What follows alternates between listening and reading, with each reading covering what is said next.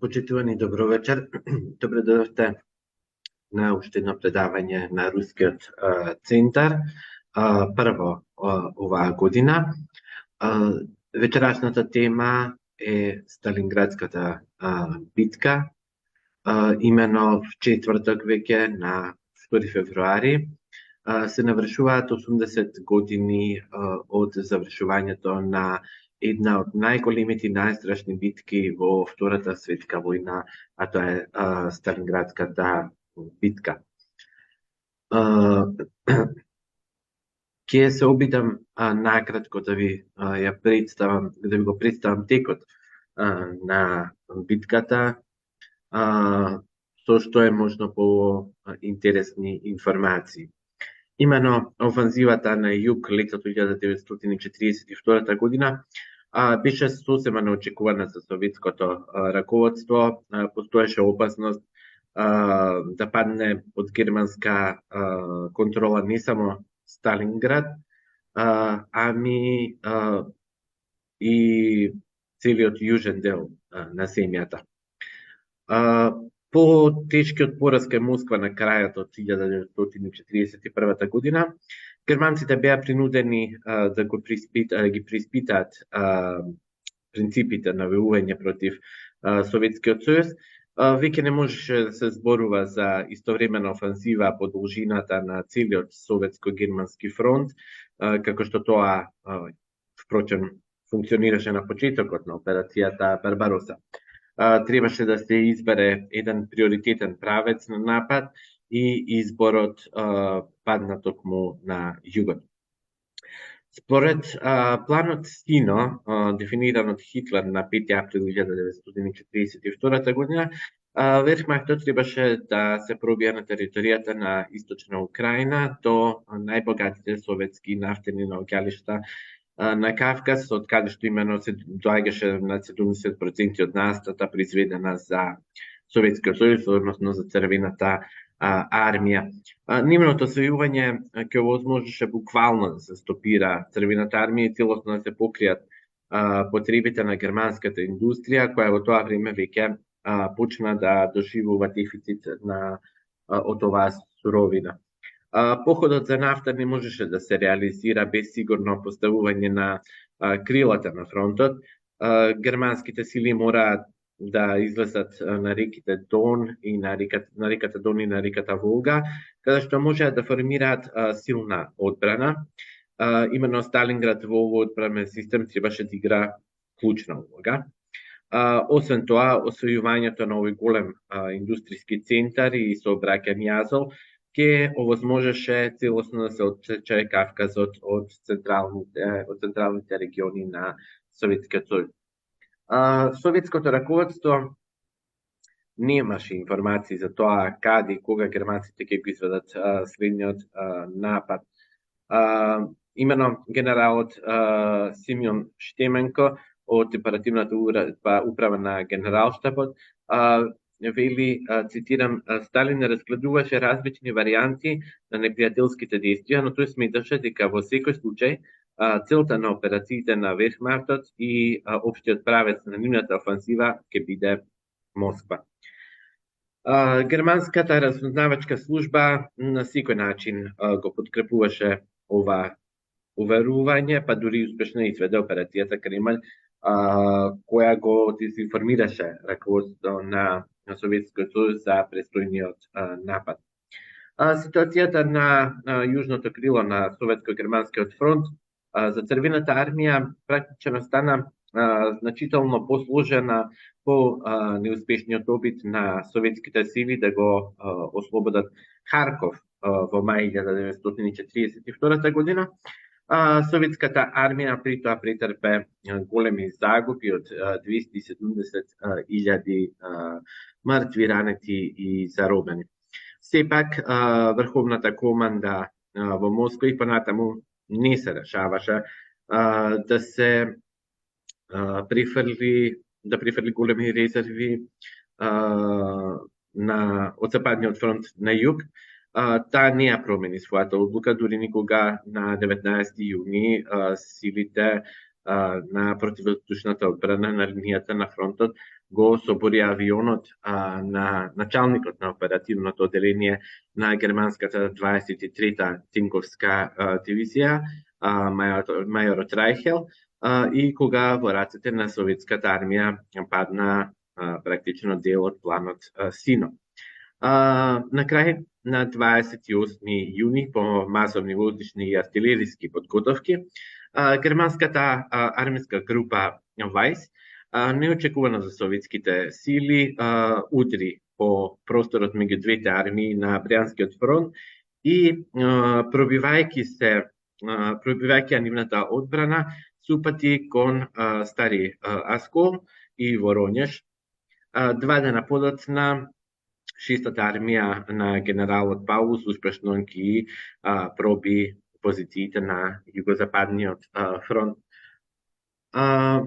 Поради неочекуваните напади на Вермахтот, делумно изгубена контролата на војската над неколку советски фронтови, прекината е врската со голем број воени формации. Брзото префрлање на резервите на југ, што го презете советската команда, беше практично свршено со задоцнување што оневозможи да се изврши силен контранапад врз германците. Тенковските корпуси кои пристигнуваа во областите на борбените действија влегуваа во битка поединачно и несинхронизирано. Неефикасноста на овие действија доведе до тоа да во еден момент маршалот Семјон Тимошенко биде принуден да издаде наредба, цитирам, да се престанат да ги мелат своите тенкови реки фронтално врз силно утврдените непријателски позиции, затворен цитат. До 6 јули германците веќе освоја поголем дел од Воронеж. Битките со градот бараа од нив многу повеќе време и енергија отколку што очекуваа. Упорниот отпор на бранителите го спречи 38-миот тенковски корпус навреме да се тргне на југ и да учествува во опсадата на советските сили што се повлекуваа. Затоа непријателот не го освои Воронеж во целост, а Црвената армија на ова место преземаше напади во текот на целата Сталинградска битка. Две групи армии на Вермахтот, кон Кавказ и Сталинград, брзо минувајќи стотици километри и изолирајќи десетици илјади советски војници од главнината на нивните сили, се пробија германскиот блицкриг кој повторно заживеа на југот на Советскиот сојуз, го шокираше раководството на земјата. Конечно на 28 јули 1942 година Сталин ја подпиша наредбата број 227, која што се нарекува за мерките за зајакнување на дисциплината и редот во Црвената армија и забрана за самоволно напуштање на борбените линии, која е позната исто и како наредбата Ничекор назад. Според него било планирано во војската да се формираат казнени единици за оние кои ја нарушуваат војната дисциплина, како и да се постават блокадни одреди во непосредна позадина на несигурните дивизии. Водејќи тешки одбранбени битки, советската армија се повлекуваше кон реката Дон, која беше многу близко до Сталинград. Борците и командантите Херески го расчистуваа патот кон исток со голем недостиг на леп и муниција. Во непрекинатите повеќедневни борби против надмокни сили на пешадијата, тенковите и авиацијата, единиците на армијата претрпеа многу големи загуби. До брегот на Дон, тие практично стигнаа целосно исцрпени. Во текот на борбите, во подрачјето на големиот и малиот свиок на Дон во јули и август 1942 година, 6-та армија на Паулус и 4-та тенковска армија на Херман Ход го совлада жестокиот отпор на советските сили и се упатија кон Волга. На почетокот на септември, измачен од постојаните контранапади на Црвената армија, мокната германска формација, ако со значително ослабен ентузијазам, стави во крвави улични борби во Сталинград, во текот на кои германците мораат да платат висока цена за секој освоен метар. Практично тука започна клучната фаза на најважната битка во Втората светска војна. Силниот советски отпор би бил практично невозможен без масовното јунаштво на бранителите на Сталинград. Имено медалот за одбраната на Сталинград го има добиено околу 760.000 советски војници, а над 100 војници се наградени со највисокото звање Херој на Советскиот сојуз, кое се дава за исклучителна храброст и пожртвуваност. Сега би сакал да поспорам куќата на Павлов, една интересна историја, обична трикатница. Таа имено стана символ на отпорот на црвеноармејците во Сталинград. Ја бранеа практично само 24 луѓе, но германците не успеа да заземат во текот на 3-месечната офанзива на градот. Василий Чујков, еден од командантите на советската војска во Сталинград, рекол дека германците изгубиле повеќе луѓе обидувајќи се да заземат куќата на Павлов, одошто при заземањето на Париз. Мамеевиот курган е брдо кое доминира над градот и исто така е символ на херојскиот отпор. Таму се водени особено жестоки борби. Оној што го контролирал ова брдо, го контролирал практично целиот град. Советските единици ги бранеа своите позиции на паднатите на брдото за време на целата офанзива. Десетина илјади советски војници загинаа во борбите токму за оваа кота.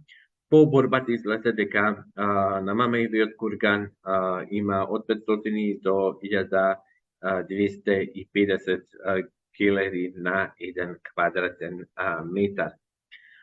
Успехот на советската контраофанзива, која започна кон средината на ноември, беше делумно условен и од грешките на германската команда.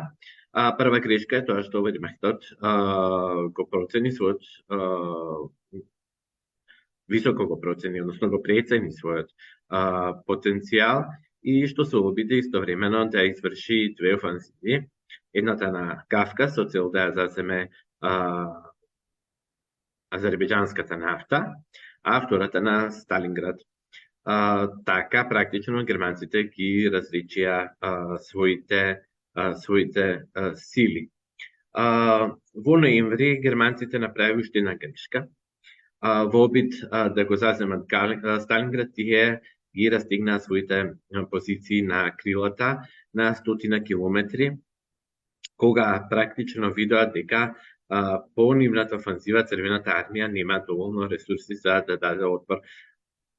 Лошата околност на Забелин беше тоа што тие крила се состоеа од сојузничките единици, италијанци, унгарци и романци, а тие практично војуваа полошо од Вермахтот. Така што ова практично представува едно песимистичко сценарија за нив. Имено началникот на генералштабот на Вермахтот Курт Цајцлер подоцна велеше дека го предупредил Хитлер дека околу Сталинград постои сериозна опасност која треба да се отстрани. На тоа Хитлер одговорил дека Цайцлер е очен песимист. Како што истакнал Цайцлер, важно било и тоа што есента 1942 година борбената подготвеност на руските единици била многу поголема, а обученоста на нивните командири многу подобра од што во 1941 година, кога советската војска ја соборила целата потребна, кога советската војска практично ги собрала сите потребни сили, на Црвената армија биле потребни само 4 дена за да ги разбијат непријателските редови и да се стегне обрачот околу 300.000 германски војници.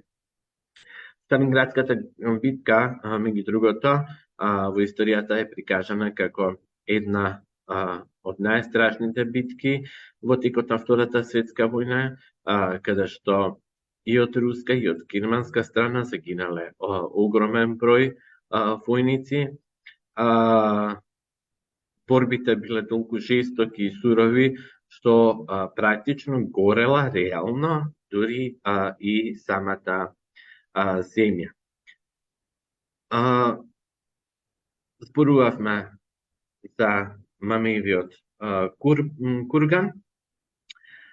Денес ова место, ова кота представува меморијален комплекс, импресивен и според изведбата и според значењето. Тоа е едно монументално дело кое во своите пропорции говори за величината на битката на која што е посветено. Дефинитивно најимпресивниот монумент во светот поставен по повод Втората светска војна, победата во Втората светска војна, е спомен комплексот на хероите од Сталинградската битка, битката која практично го направи пресврт во текот на војната, со тоа ја одлучи и судбината не само на Русија, туку и на целиот свет. Можете да видите на сликата, централната скулптура, мајката татковина, е една од најголемите статуи во светот и влегува во списокот на 7 чуда на Русија. Јас би сакал сега да ви прикажам и едно кусо видео посветено на овој меморијален комплекс.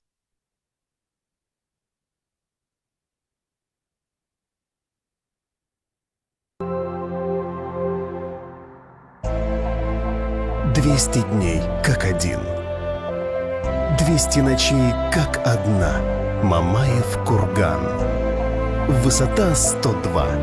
Родина-мать зовет. К победе любой ценой. К победе вперед!» Самым монументальным памятником в мире из посвященных Второй мировой войне является памятник-ансамбль героям Сталинградской битвы на Мамаевом кургане в городе Волгограде. Именно здесь на протяжении 200 дней в 1943 году шли самые ожесточенные бои. Идея мемориального комплекса на местах сражений появилась сразу после окончания Сталинградской битвы.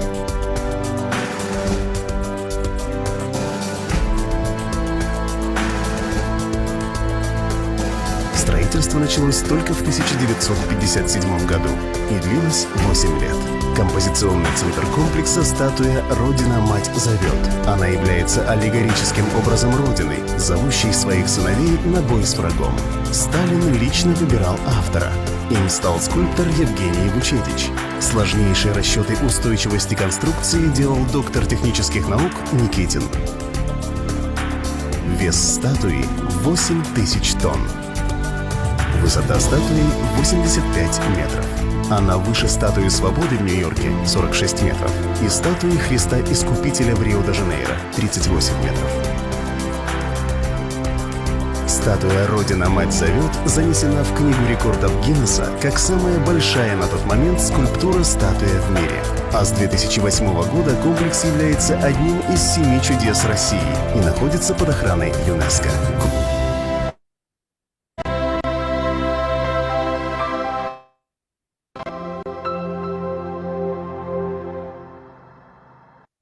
Ете и со право, значи, овој меморијален комплекс го заслужува своето место и своето внимание со оглед на големото значење на оваа битка во Втората светска војна, како и на огромниот број паднати борци за слободата. Од мене за сега толку, доколку имате некои прашања, слободно можете да ги поставите.